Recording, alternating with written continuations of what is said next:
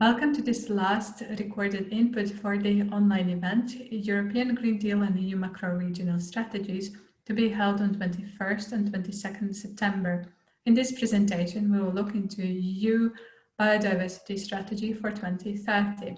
It's my great pleasure to pass the floor to Karin Zaunberger, representing DG Environment, Unit D2 Biodiversity. The floor is yours. Good afternoon, colleagues. My name is Karin Zaunberger. I work in the Biodiversity Unit of the European Commission in the Directorate General for Environment, and it's my pleasure to present to you today the EU Biodiversity Strategy for 2030, bringing nature back into our lives. This strategy was adopted in the middle of the COVID-19 pandemic. It will also be a central element of the EU's recovery plan. It will be crucial to prevent and build resilience to future zoonosis outbreaks and to provide immediate business and investment opportunities for restoring the EU's economy. The EU Biodiversity Strategy is an integral part embedded in the European Green Deal. You've heard quite some presentations on this European Green Deal already. Protecting and restoring ecosystem is kind of a red line that goes across the European Green Deal, and it has become a bit of the leitmotif, like of the political guidelines of our president, of Mrs. Ursula von der Leyen. The Biodiversity Strategy tries to address the global biodiversity crisis that is presented here in this graph that has been taken from the IPBES Global Assessment on Biodiversity and Ecosystem Services. We see that thanks or following or due to direct and indirect drivers, biodiversity is continuing to be lost at an unprecedented manner. Ecosystems are degraded. It's direct and indirect drivers that are working together and accelerate these negative trends. It's urgently that we need to address these direct and indirect drivers in an integrated manner. Biodiversity underpins sustainable development. It's not only about beautiful flowers and butterflies. It's essential for our well-being, for our prosperity, for our health. Biodiversity loss is therefore a key threat for humanity, a key threat for civilization. And also for our economy. Almost half of the global GDP is somehow, one way or the other, linked to nature. The connections between biodiversity, there are clear connections between biodiversity, climate, and pandemics. We can say that these crises, these global challenges are interdependent, and therefore they can only be solved in an integrated manner. And therefore, restoring biodiversity and ecosystems and their services is a core part of the recovery. Why is now the time to take action?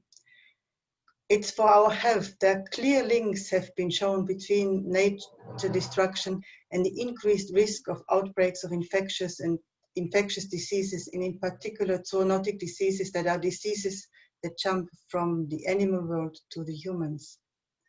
And there's the need for resilient recovery. We need to stimulate jobs, and we need transformative, deep and fast transformative change in a post-COVID-19 world. Otherwise, recovery will not be resilient. Going back to the situation as before means going back to a crisis situation.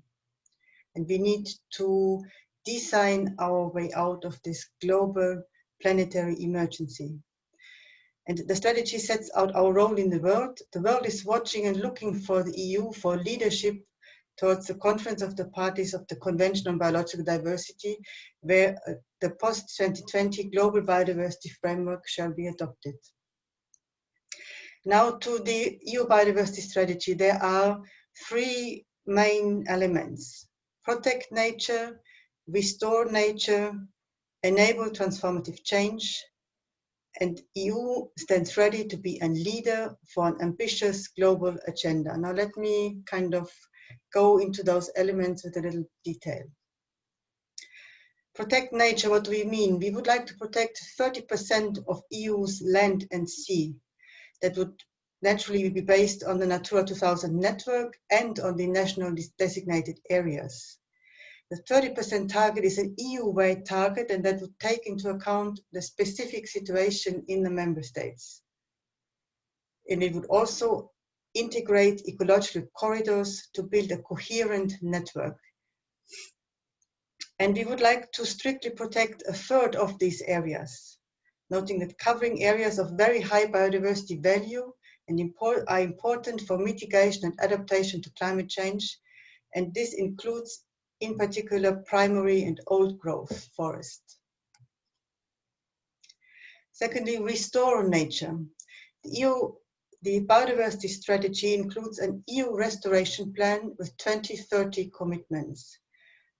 First, we will present legally binding targets, which shall be proposed in the course of next year.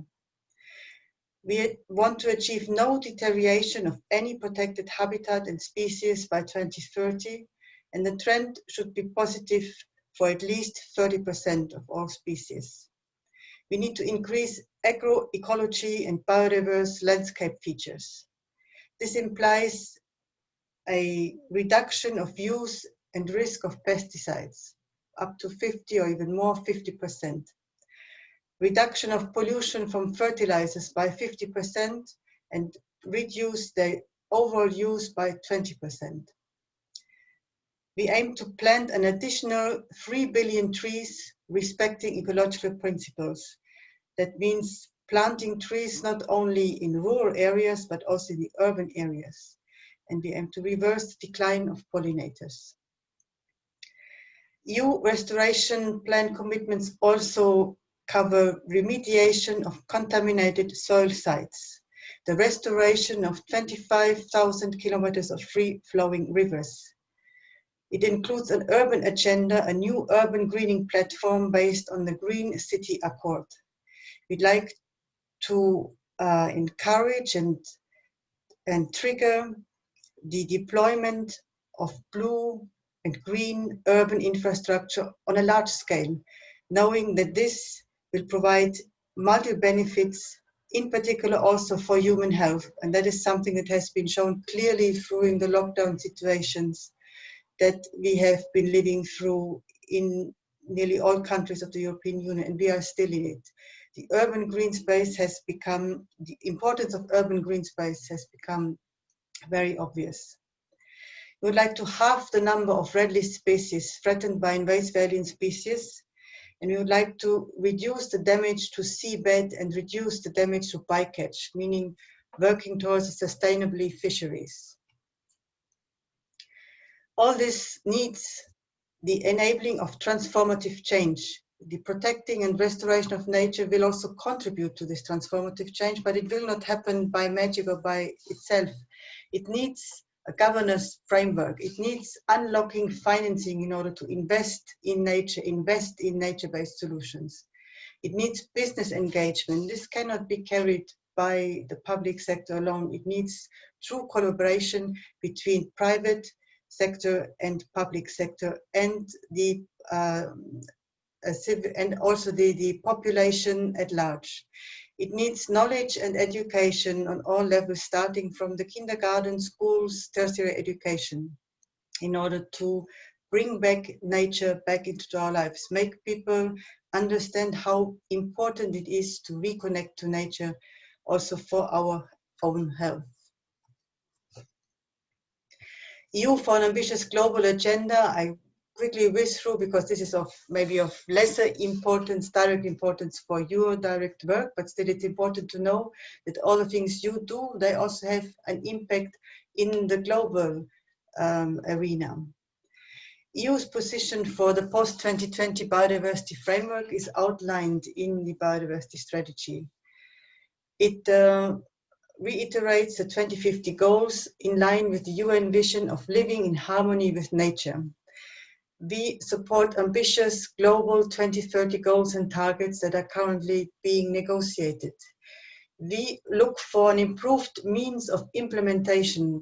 This includes finance, capacity building, research, know-how, and technology.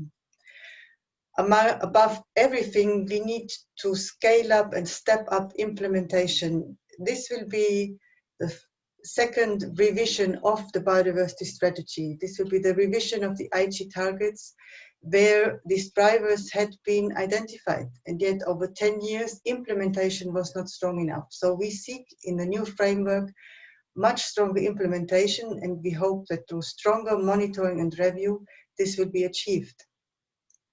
We would like a fair and equitable share of the benefits from the use of the genetic forces linked to biodiversity. And of course, all this cannot be achieved without equity, equality rights of indigenous peoples and local communities, and involvement of all stakeholders. This is really an endeavor of individuals, companies, governments, subnational governments. We all need to work together on this. The global the global biodiversity agenda is not a standalone agenda. It's clearly interlinked with the Sustainable Development Goals. It's clearly interlinked with the climate objectives. And as I said before, the challenges are interdependent. That means the objectives can only be achieved in an integrated manner. This means strong green diplomacy. We work through the international ocean governance, but this also needs to have an impact on trade policy and international cooperation. Finally, a bit of an outlook on the next steps. The implementation of the actions that have been touched upon in the strategy will be further laid out. There will be a specific annex to the strategy that's currently under preparation. And now we are eagerly awaiting the reactions from the European Parliament, the Council, the Committee of the Regions, or the Economic and Social Committee. There will be in the next week, there will be the United Nations General Assembly, and there will be a biodiversity summit where heads of states will make statements supporting the international agenda. And we hope that the EU will be represented by our Commission President, Ursula von der Leyen. And then finally, the post-2020 biodiversity framework to be adopted at the CBD COP. The idea, it was originally scheduled this year, but because of COVID, all these international meetings have been postponed, and now it's likely that the three conference of the parties, all three of them, biodiversity, climate change, and under the Convention of Desertifications of the three Rio Conventions, might have their conference of the parties next year, in the second half of next year. So a little slide for you, if you do not want to look at the whole presentation, just only go to this slide. There you have all what I've just said in one slide. Thank you for your attention.